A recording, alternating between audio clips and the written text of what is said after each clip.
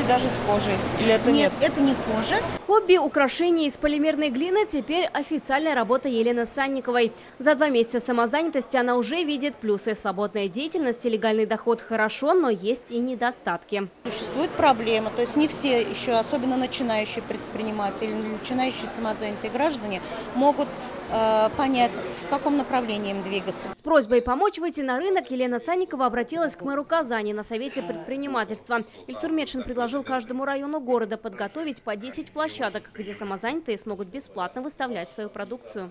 Давайте дорожную карту, и в этой дорожной карте буквально берем карту Казани, и вы говорите, ну могли бы там.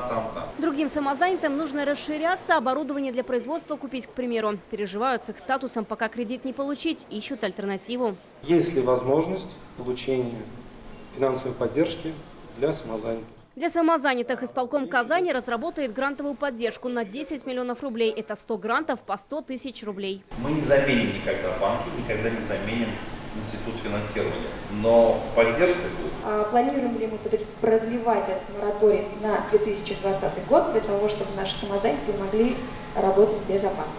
Мораторий на этот год сохраним, но правильно надо потихоньку привыкать. Мораторий на штрафы будет и в этом году. Например, если самозанятый нарушил правила благоустройства, они чаще всего касаются размещения вывесок на торговых точках, то его ждут только предупреждения.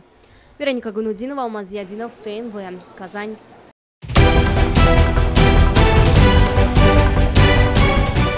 Все новости дня, выпуски программы «Новости Татарстана», программы и фильмы на сайте tnv.ru и на YouTube-канале ТНВ. Подписывайтесь.